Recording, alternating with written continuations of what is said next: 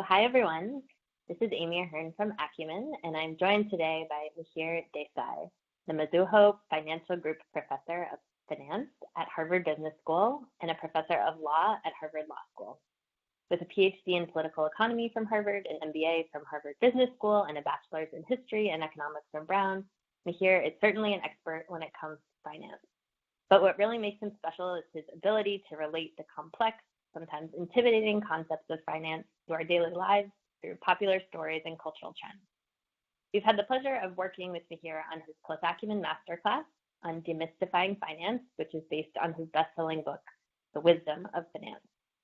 The course is a great introduction. If you haven't checked it out yet, we recommend you do so. Since releasing that course, we've continued to have Acumen students express a desire to go one level deeper with Professor Desai.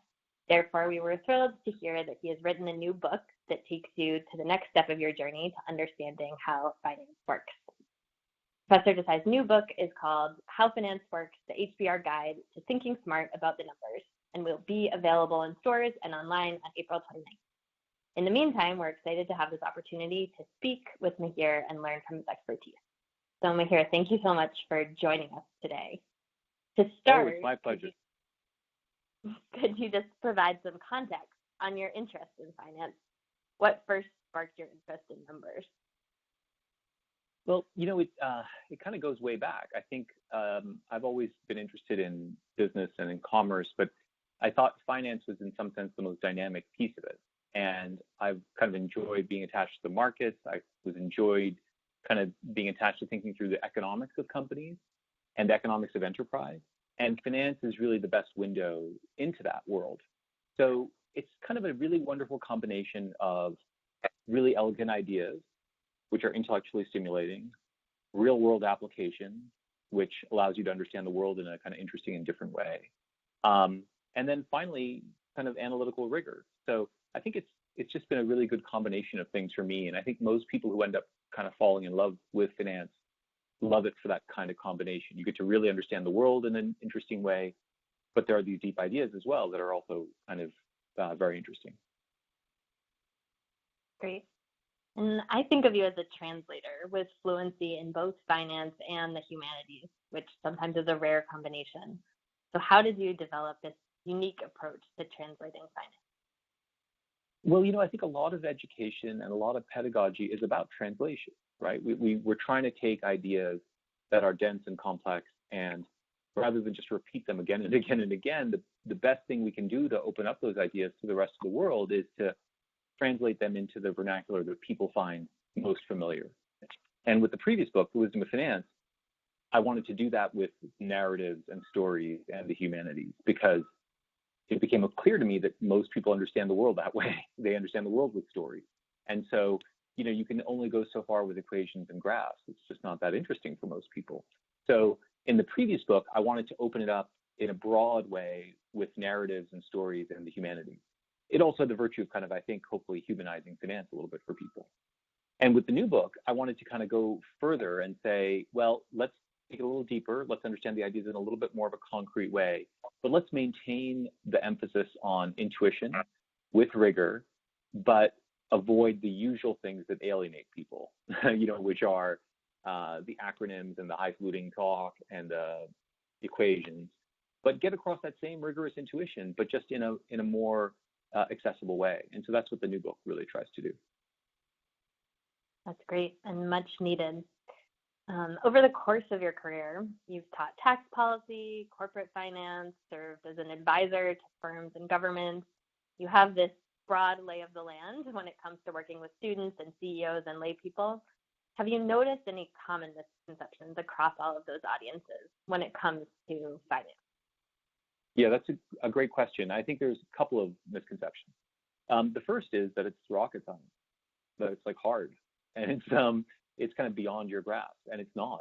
That's the most important kind of misconception. And, it's no surprise that that's a misconception, because people in finance sometimes like to lord their knowledge over other people, and they use it as a source of power, and they intimidate other people. And so in a way, it's no surprise that people find it, or they think it's going to be rocket science. But that's totally not true. It's completely accessible. And in this book, I really try to lay bare those intuitions in a very accessible way. I think the second thing that people think is that it's all about money, like all about dollars and cents, and just about counting money in some sense. And in a way, that's like the farthest thing from what it is. It's really, for example, about capital markets, or really about information and incentives. Understanding a business underlying value creation is about much more than money. It's about the way they can sustain themselves. So all of these questions are, I think, a lot deeper, and they go a lot deeper to the nature of enterprise. They go a lot deeper to the nature of markets than people think of. I think they think finance is like some tallying up of what's going on, which it is, or it can be, but that's only the most superficial layer of what it is. So I think those are the two biggest misconceptions: that it's rocket science and inaccessible, and second, that it's somehow kind of dry and monetary. It's actually quite a bit deeper than that, I think. Great. And if we start to turn to the new book, one of my favorite quotes from chapter 1 is that much of finance involves looking at a bunch of numbers and coming up with interesting things to say about them. So what is one foundational, intuitive way to start looking at numbers? Yeah, and I think I meant that tongue in cheek, but it's like really true, which is for the rest of most people's lives who are, working in enterprise in various ways, people are going to give you a piece of paper with numbers, and they're going to expect you to say something interesting. And a lot of what finance is that. And a lot of people just shut down, and they kind of see a bunch of numbers and they're like, forget about it. And so part of what the book does is try to make that not happen. In terms of the specific tips, I think the first thing that one does when one looks at a bunch of numbers, the clearest thing one should do is, look for outliers. Look for the big numbers. I think what people get trapped into doing is going line by line by line and trying to understand every line. And the answer is that's wrong. When you see a sea of numbers in a chart of some kind, go to the extreme numbers. Go to the really small ones, go to the really big ones, ignore the rest, and then try to place them together. Second thing to do is to really try to understand the relationships between them. Why is one stacked on top of the other? What relationship do they bear to each other? So the mistake people make is they freeze and they try to go line by line by line by line. And that's not the right intuitive way to do this. The right intuitive way to do this is to look at a bunch of numbers, look for the big ones, look for the maybe really abnormal ones, and then try to understand the interrelationship of them. Then you can kind of go line by line. But the big intuitions have got to come from that first kind of set of looks at it. That's really helpful guidance, because I think especially at Acumen, we see a lot of people who are passionate about social impact and either their nonprofit or their social enterprise. But when it comes to like that intimidating financial model and starting to narrate it, I think that's some really useful guidance for how they can start to tell the story of what's going on instead of just being intimidated by numbers. And I think what you said, Amy, is so right, which is, if you kind of look at, I got to do the finance because it's nasty and people expect me to do it, it's not going to work out too well. If you understand it as, this is the way I tell my story, then that's a much more powerful way to think about it. And to do that, what you have to do is, fortunately or unfortunately today, you have to tell that story with numbers. And it's not because people are trying to test you, but it's a way for you to communicate your understanding of the enterprise. And that's why it's so important to know the numbers and to use the numbers. I think it's also interesting because, in a way, the hardcore finance view on this is, if you really ever want to understand any enterprise, you have to know the numbers because that is like the nature of the enterprise. And that doesn't mean it's all just numbers, but you can't really understand how you're creating value unless you're at least familiar and frequent with that analysis. And again, it's a lot easier than people think. So that's a great point. When it comes to finance, people often say cash is king. What does that mean, and why is cash important in finance? Yeah, so, interesting, as I was putting together this book, I was thinking about, many people think accounting and finance are the same thing. And in many ways, they're not. And in many ways, people in finance kind of hate accounting. And that's because accounting has an approach which is about profits. And it's about smoothing out expenses and how money comes in the door and how money goes out the door. The finance approach is really different. The finance approach is, all we care about is cash. And that's for two reasons. One is, I think it's really important for growing enterprises in particular. Most of them fail because they run out of cash. So they're growing very quickly, and then they realize they don't have enough cash. You can look profitable and not have any steady cash. And so one of the big intuitions in finance is actually let's stop and let's think about cash instead of profit. And cash is really important because it actually is what you live and die on. And so you don't live and die on profit, you live and die on cash. And then I think the second, maybe a little more cynical reason that cash is king in finance is you can't fake cash. You can fake profits. And one of the big problems in finance is really understanding if managers are telling you the truth. And you can doctor profits, but cash is king. Cash means it's there. So those are the two big reasons we love it. Is one, because you live and die by it. You don't live and die by profits. You live and die by cash. And in fact, many companies and organizations who fail, they look very successful. They're growing really quickly. And then they run out of cash and they stop. And so it's really how you live and die. And then the second point is it's real and profits may not be. And so for those two reasons, we really emphasize cash a lot. Those are great points. So we've been talking a little bit about the finance at the level of the enterprise or the organization. If we zoom out and give some perspective, can you explain the broader role that finance plays in society? Yeah, so this is really why I'm passionate about it, because at the individual level, at the firm level, at the economy level, finance is just so central, and it's really, the lifeblood of most economies. And that's because it is the means by which people with capital provide that capital to people who need capital, right? So if you think about broadly what capital markets do, it's about people who are savers and how they get all that capital to people who need it. And that could be people who need a student loan, that could be people who need a venture capital for a new investor, and that can be money to a country that's looking to try to grow. In all those cases, we're transferring capital from savers to effectively people who demand capital. And the kind of interesting piece of that is that sounds not so hard, meaning this, why would that be so hard? We can just have a big pipe, and the pipe can take the money from the people who have it to the people who need it, and we can just structure it that way. What I try to talk about in the book is the reason that's so hard is because of all the information and incentive problems that finance actually ends up being preoccupied with, which is how do you tell who is the good borrower? How do you tell which entrepreneur is the good one? How do you tell which countries are going to pay back? And then how do you price that? And then how do you think about that risk? And then on an ongoing basis, how do you monitor that? How do you make sure that the capital you've given? So if you go all the way down from microfinance, all the way up to Apple trying to, with $1 trillion market cap, the underlying question is the same, which is how do they take my capital? Will they do it well? Who do I know is a good person? Who do I know is not going to be a good person? How productive will they be with it? And then how do I get them to return it to me?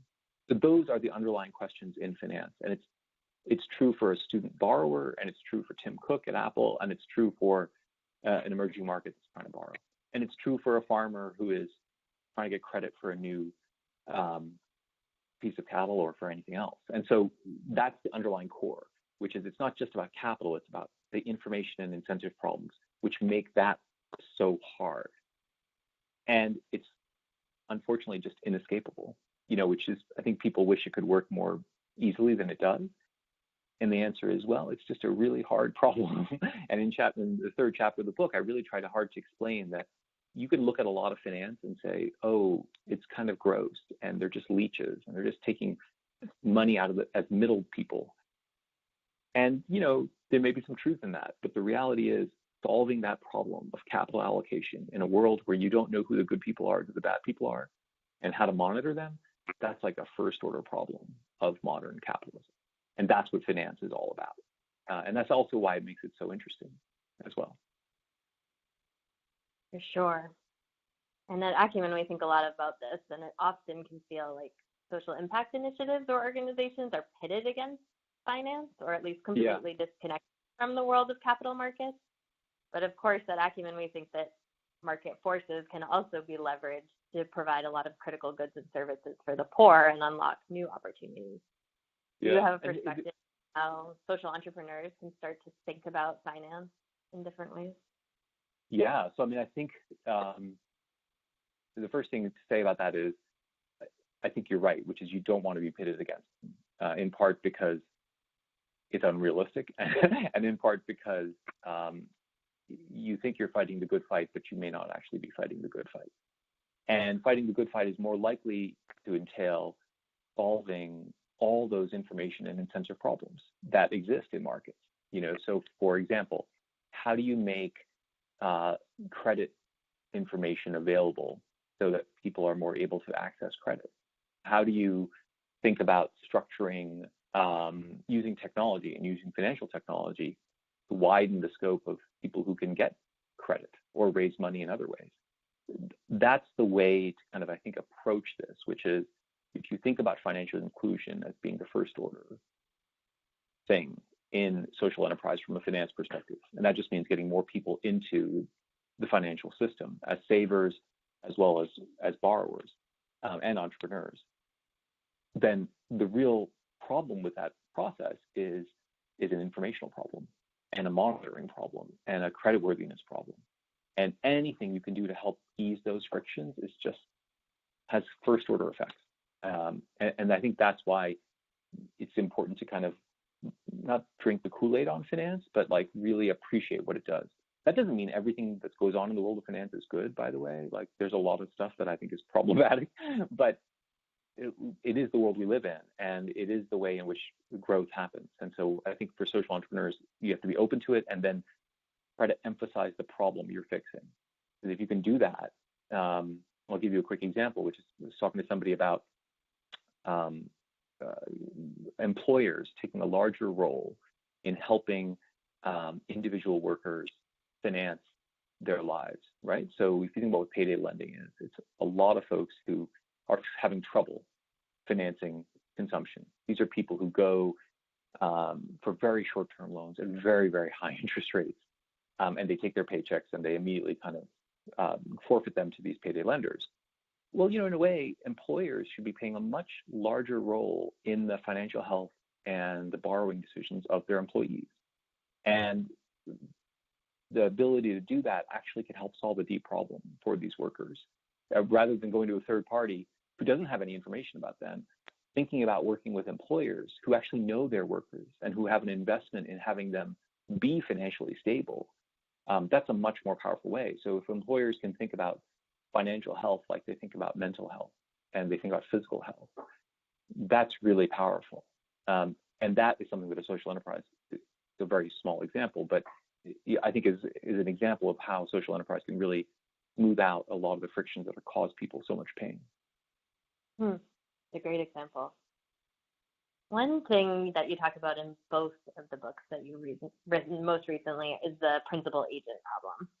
So how can we use this to better understand the roles and relationships between actors in the social enterprise space?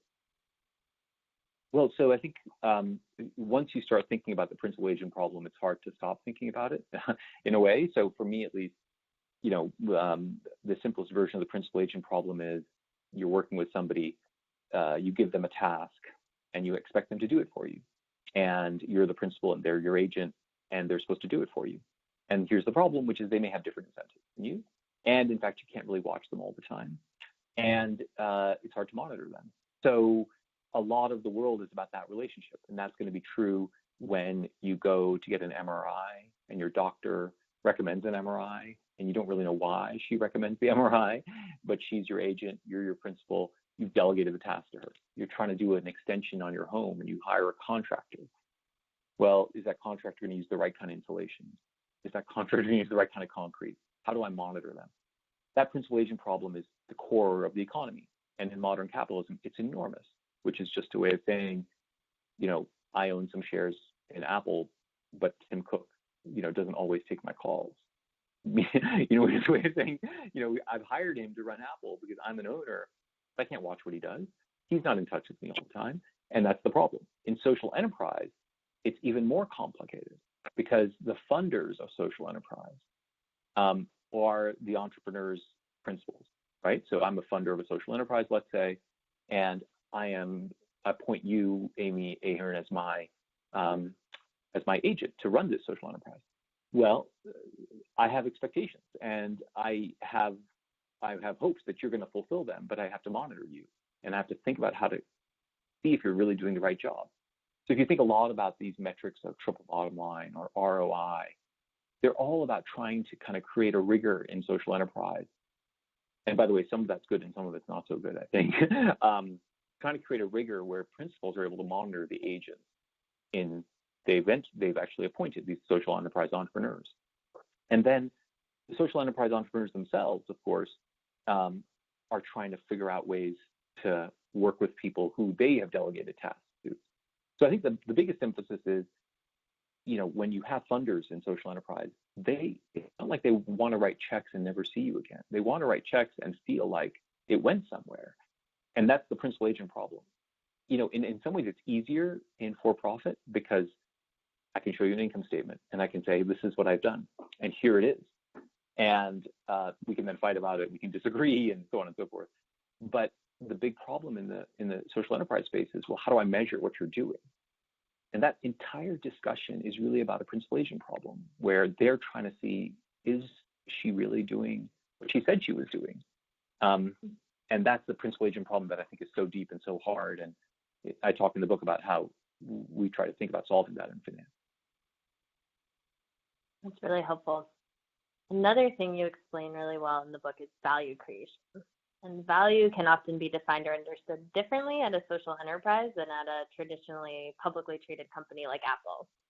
Right. So how do you explain value, or how do you get people to start thinking about what value really means? Yeah. I think, there's a narrow way to think about value, which is like, well, what's the market capitalization of Apple and have they created value? And that's one way to think about, value creation. Actually, the recipe for value creation that's embedded in finance and that I try to go through in the book and in the other book as well is quite a bit broader. The underlying idea in finance is you are, and this goes to the principal agent discussion we just had, Amy, which is you are the stewards of other people's resources. And those people for whom you serve as a steward have very, very high expectations. And those are called expected returns, in a more formal way. And they turn into an entrepreneur's cost of capital. By that, I mean, the people who you get resources from have high expectations, and you have to exceed their expectations to create value. And that's a very kind of, I think, broadly applicable and generic way to think about value creation, which is as a steward of other people's resources, how do you ensure that you are exceeding their expectations and deploying what they've given you in a very broad sense, capital or otherwise, in the most effective way? And then how do you communicate that to the people who have funded you? So the basic intuition in value creation is not just that, you gather resources and you spend them. It's really about you gather resources, people have high expectations for what you do with it. And unless you meet or exceed them, you really haven't created value. You have to go above and beyond what their expectations are. It's a very actually harsh and cruel logic because, I go through some examples in the book where, you have entrepreneurs or managers feeling like they've created a lot of value. And the reality is they haven't because they didn't meet their cost of capital. And that idea of costly capital is so core to the way we think about the world in finance. And it should be in social enterprise too. Because when you are an effective and responsible and powerful steward of other people's capital and resources, they'll give you more. And they'll give you more, and they'll give you more. And unless you can prove that, they won't. So I think that's exactly aligned with the idea of value creation we talk about in the book. That's great. And in chapter 5, you say that valuation is an art informed by science. So I'm wondering if you can talk through what an entrepreneur should understand about valuation and the valuation process, and any common pitfalls you've seen that people start to encounter as they do this. Yeah, so I think the first thing is just to kind of explain about art versus science, which is a lot of finance looks super scientific, and there is science in it, but we should never forget that it's fundamentally subjective, and it's fundamentally informed by subjective impressions. So when you think about, on the day we were talking, Amy, Lyft is going public, right? So when you think about whether Lyft should be worth what it's worth. There's no science behind that. There's some scientific things we can do to help us understand that, but it's inherently a subjective process. You have one view of the future of ride sharing. I have a different view of the future of ride sharing. We have to conjure up that future to understand what they're going to be worth today. And that is inherently a subjective process. And one that, by the way, is going to be fraught with error because we're going to get it wrong. So the first thing is it's less precise than you think. It's more subjective than you think. It's also more fun and interesting than you think, because having a discussion about the future of Lyft, sorry to use that example, but it's in the news today.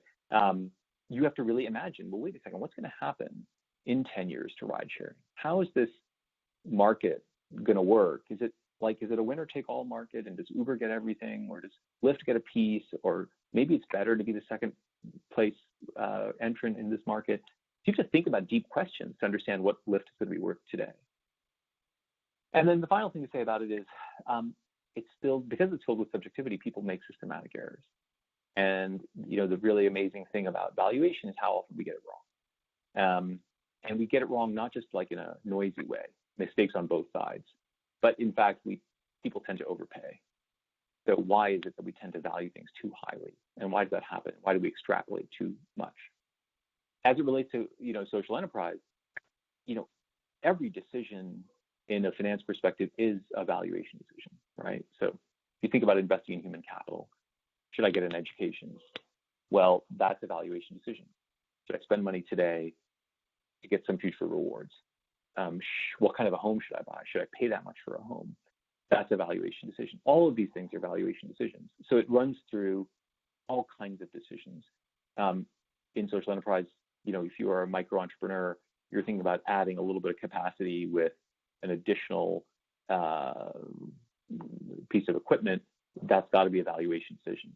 So that's the sense in which it runs through everything. And what I try to go through in the book is why it's so core to understanding a business, why it's so subjective, and how not to make mistakes.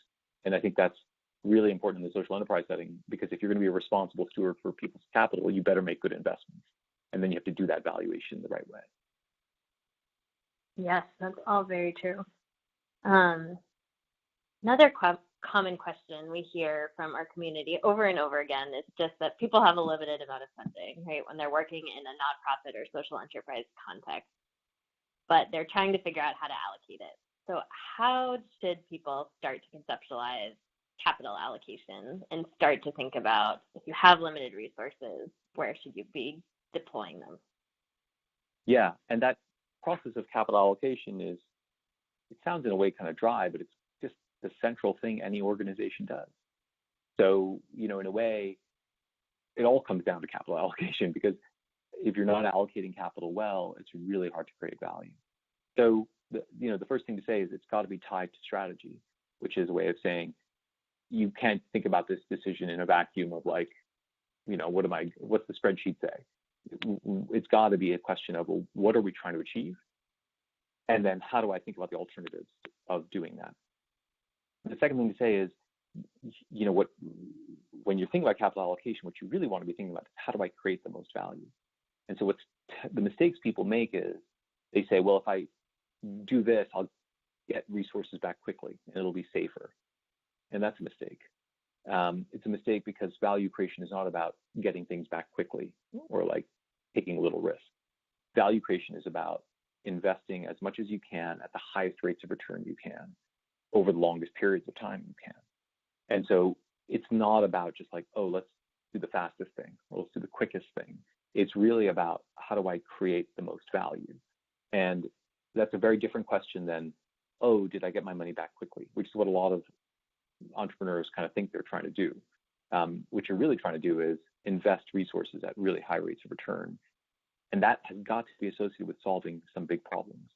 If you're solving a big pain point and you're solving a problem for someone, then that capital is going to be well placed. And then the second thing is you got to kind of push and grow, which is if you do that once or twice, it's hard to create a lot of value. But if you do it on a sustained basis, then there's a real potential for doing that. I think then the final thing on capital allocation is, one mistake people make is they try to kind of emphasize the short run too much, and they're myopic. And then the other thing that people do wrong is they kind of hoard cash and they hoard resources. They get scared and they don't want to deploy resources. So the other mistake people make is they simply have too high a bar for the kinds of things they undertake with their resources. So that's the other big mistake people make with capital allocation, which is they just say, well, I'll wait for something else. And the answer is, well, wait a second. Again, you've been tasked with a lot of resources and you have a limited amount of time and opportunities. You don't sit on it. You go and you really try to deploy it as effectively as you can. So I think that's the other systematic mistake. Right? That's really helpful. Plus, Acumen has been running a few programs for nonprofit entrepreneurs and social entrepreneurs. And we typically find that people really love doing the market research and coming up with the idea and interviewing customers. But then when we get to the week where it's around financial modeling, people start to get very intimidated because they might have had this kind of financial line of sight before or really gotten into the numbers.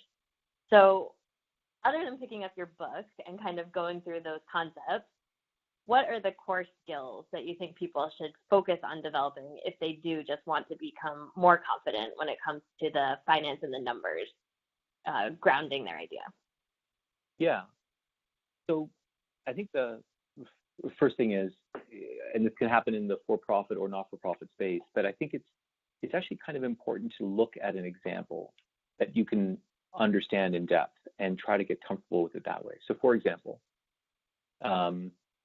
I think it's great to sit down with a friend and look at, for example, the financials of Apple. Let's take an example of that. And you will see, if you try to do that, you'll get this really complex, like, profit statement and cash flow statement and everything, and it won't make any sense. You spend a couple of hours on it and you just go through it with a friend who understands a little bit of finance. That can be completely eye-opening for understanding how these numbers interrelate to each other. So I think the first thing to say is get a finance buddy and make that person a friend who you take as a mentor, and then have them sit down with you and go through a company, a real company, and explain what's going on, and then start to think through how that might apply to your organization's logic. And then the third thing is, and it's a hard thing to do, but it's the only way to do it in a way, is to start kind of building in a spreadsheet some view of what your future looks like and what a forecast looks like. And it's really hard because it's like a big kind of active imagination, and the spreadsheet feels intimidating, but it's actually nothing more than taking your ideas about market research and everything else that you've already done. There's nothing new going on, right? You're just kind of consolidating on that and synthesizing it, and you're putting it in a sharper way. So don't think of it as I'm doing something new. Think of it as, look, I just have all these ideas about where the market's going and what we're going to be doing and what customers need and how we're going to deliver it. And all I got to do now is just kind of envision that future with some numbers. So it's nothing new. It's actually just all the work you've done, but reflecting it not with words and not with gestures, but with kind of the hard economic logic of a spreadsheet. That's great. Well, the last question would be, your book is so digestible, and I imagine it was a lot of work, but also fun to write. So is there a particular section that you would highlight that people should be sure not to miss, or the chapter that was particularly fun to write? Gosh, you're asking me to choose amongst my children. It's yeah, so I don't know. I think I'll give you. There's only 6 chapters, and I'll talk about 3 of them. So like I've cut it down to half, Amy, which isn't bad. So I think my favorites are the first chapter is all about like looking at numbers and financial analysis, and I think that is done in kind of a fun way that makes it clear that a lot of this blizzard of information is actually digestible. The chapter 3 is about that principal agent problem in capital markets, and I think that's something that is very hard to find anywhere else, and I don't think anyone's laid it out in that way. So I'm quite proud of that chapter. I think chapter 1 isn't necessarily the most novel, but it's like very fun. Chapter 3, I think, is actually really novel. And then chapter 6, which is that capital allocation chapter, again, I think that hasn't been laid out before. Because the book is really trying to navigate between being a textbook, which I didn't want to produce one of, and not that I don't respect them, but I don't think that's what the world needs. And like something that was super digestible. And so those three things are, I think, really novel ways to kind of sail in between the shoals of, very technical textbooky stuff and super loosey-goosey financial press kind of stuff. And that's kind of the path I really wanted to kind of go between. So 3 out of 6. That's not, I know that doesn't answer your question, but that's the best I can do. That's wonderful. And hopefully that enticed everyone to pick up your new book, How Finance Works. I personally am an English major and someone who has been intimidated by numbers for a long time, but I can testify to the fact that both the wisdom in finance and how finance works have helped me feel a lot more confident in all of this. And so I trust that other members of Plus Acumen's community that are working on these social impact initiatives will also find them incredibly valuable. So, Mihir, thank you so much for joining us. If people do want to learn more, obviously you can pick up his new book. We do have the Plus Acumen Masterclass on demystifying finance on plusacumen.org. And Mihir also has lots of great resources and articles on his website, mihirdesai.com, and a podcast, After Hours, where you discuss business and culture with other HBS professors. So thanks again, Mihir, and congrats on the launch of the new book. Thanks so much, Amy. It's a real pleasure. Okay.